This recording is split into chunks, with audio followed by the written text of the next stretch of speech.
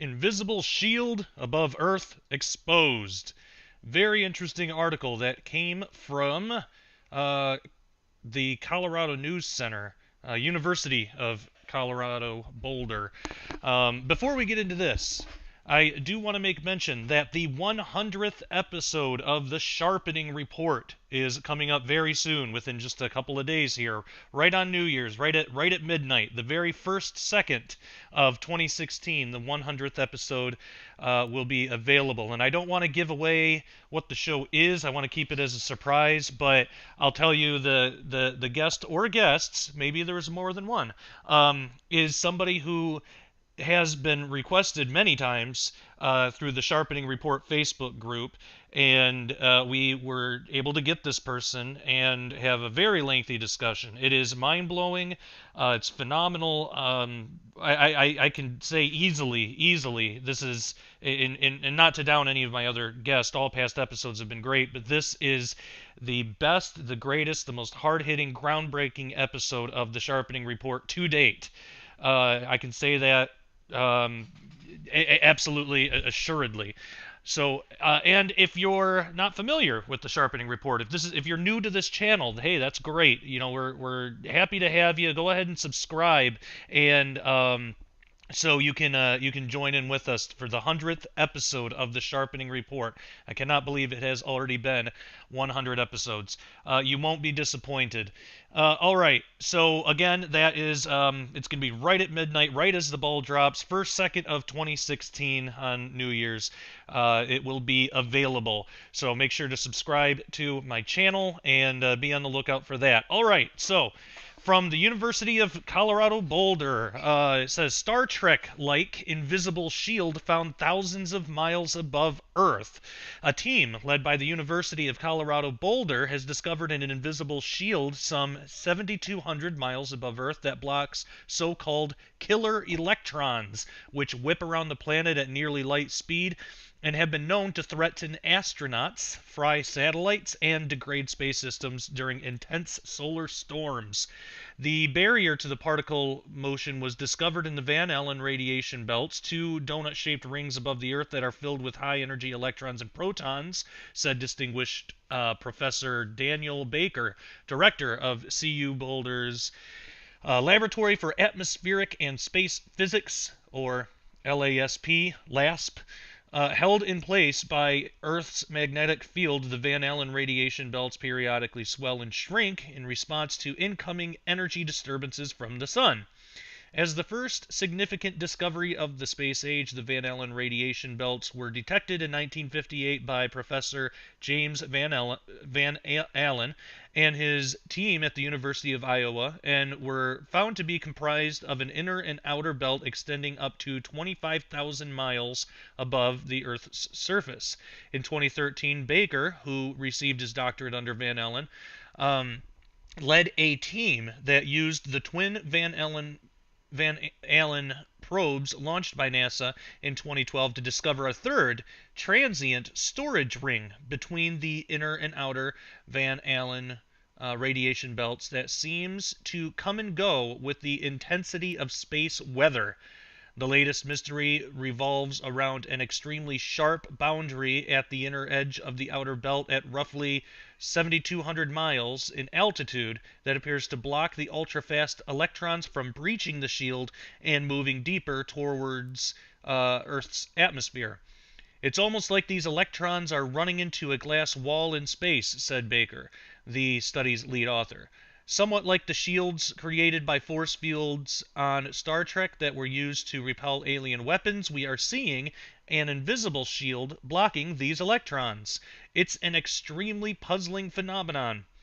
A paper on the subject was published in the November 27 issue of Nature. The team originally thought the high-charged electrons, which are looping around Earth at more than 100,000 miles per second, would slowly drift downward into the upper atmosphere and gradually be wiped out by interactions with air molecules.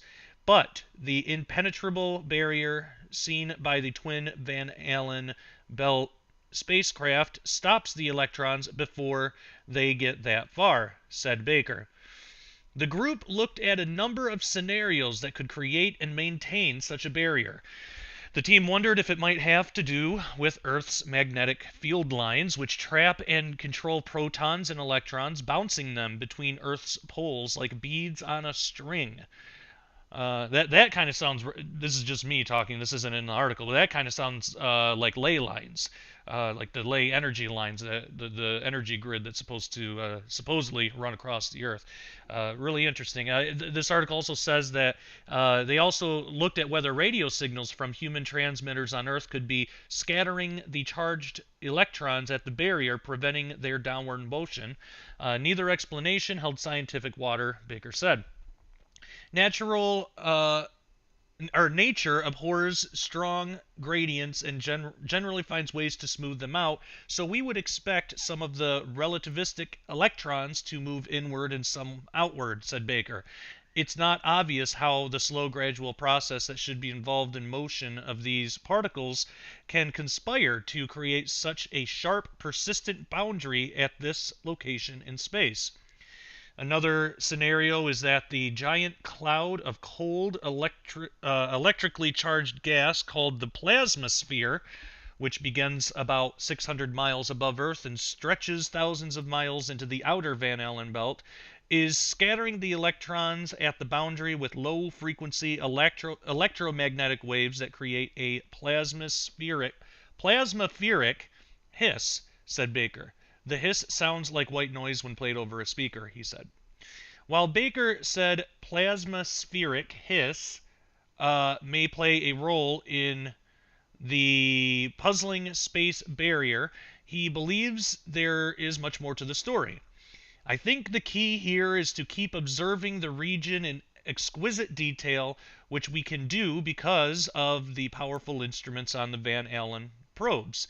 If the sun really blasts the Earth's magnetosphere with a coronal mass ejection, or CME, I suspect it will breach the shield for a period of time, said Baker. Also a faculty member in the Astrophysical and Planetary Sciences Department.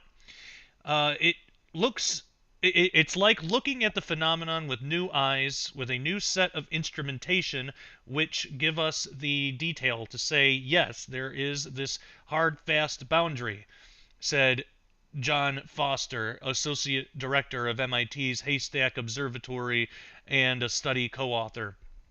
Other CU Boulder study co-authors included Allison Janes, Vaughn Hoxie, Zinlin Lee, Quentin Schiller, Lauren Bloom, and David Malaspina. Other co-authors were from UCLA, Aerospace Corp, Space Sciences Lab in Los Angeles, the University of Minnesota, NASA's Goddard Space Flight Center in Greenbelt, Maryland, the University of Iowa, and the New Jersey Institute of Technology. CU Boulder is playing a prominent role in NASA's Van Allen probes mission, which consists of two spinning octagonal spacecraft weighing 1,500 pounds each. LASP developed the Relativistic Electron-Proton Telescope, or REPT, to measure high-energy electrons. LASP also developed the brains of the electronic field and waves package to compress huge amounts of mission data to send back to Earth. CU Boulder will receive roughly $18 million from NASA over the lifetime of the mission. About a dozen graduate students are participating in the mission, as well as more than a dozen other LASP personnel. The Van Allen probes mission is part of NASA's Living with a Star program, managed by the Goddard Space Flight Center. The Johns Hopkins University Applied Physics Laboratory built the twin satellites and is managing the mission for NASA.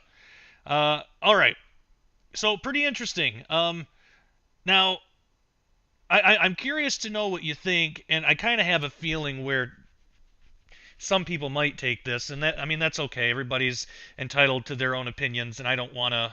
I don't want to say anything bad about what people believe. I just ask if whatever you believe, just let's be kind to one another.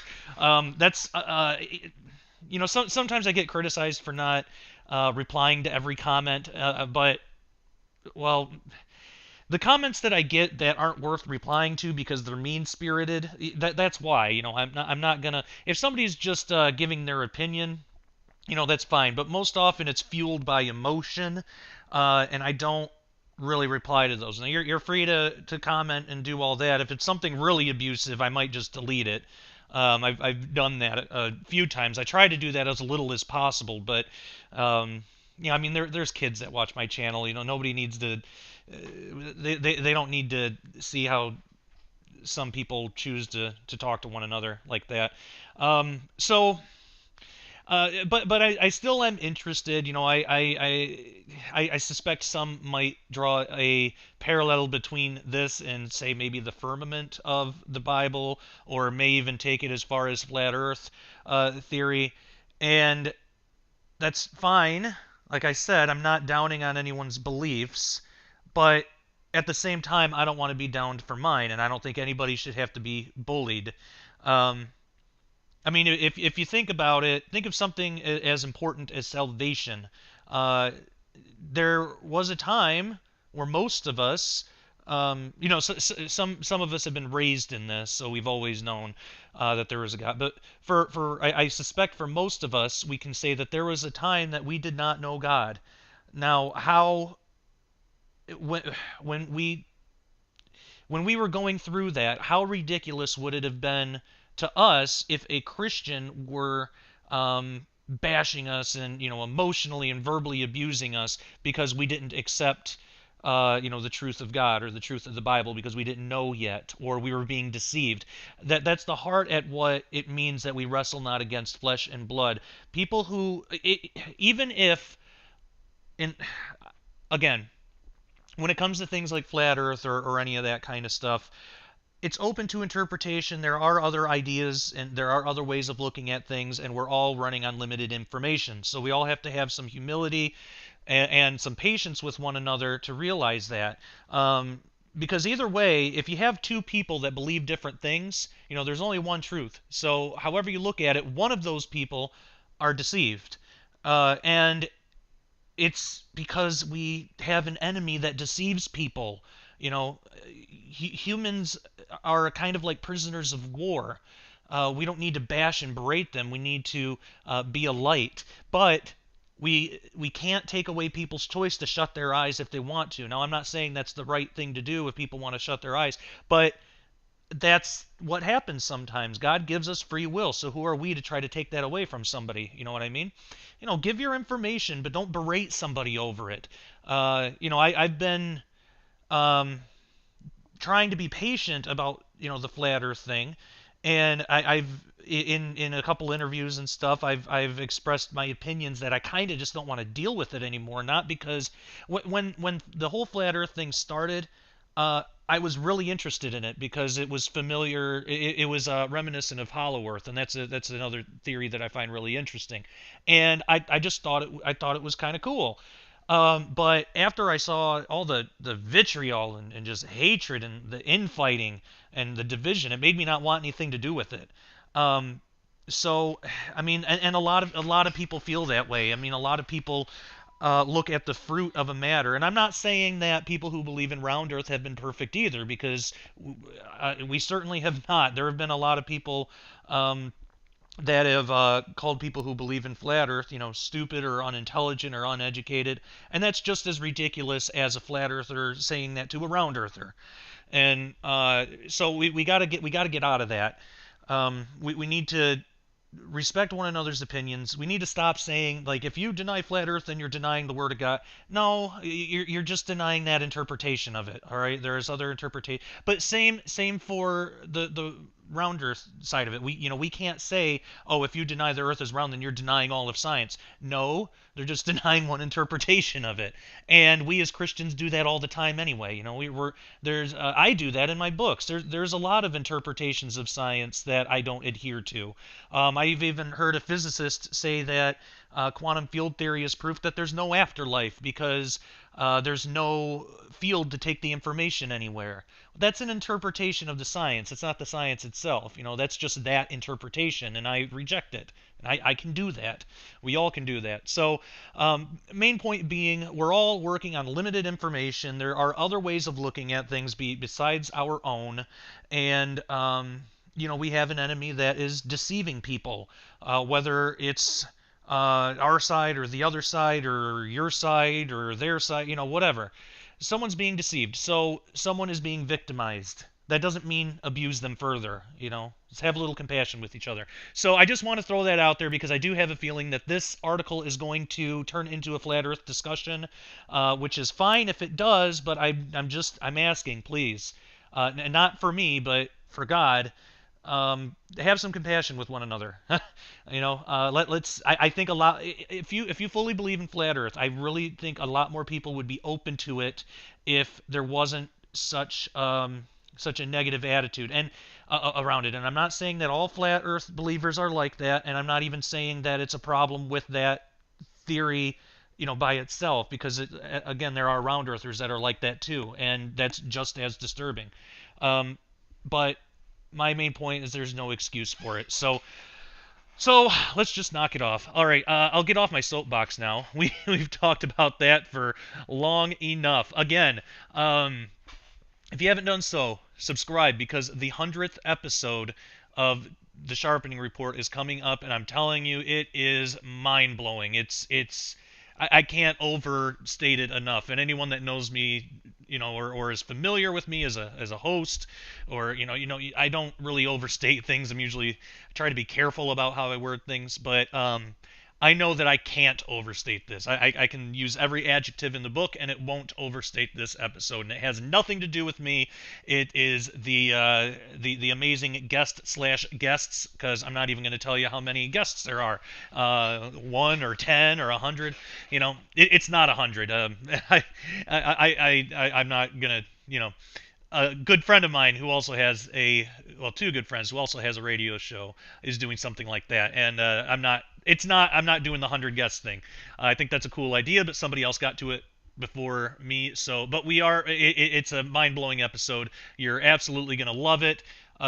So again, 1st, 2nd of 2016, it will be available. So make sure you subscribe to my channel so you'll get the notification for that.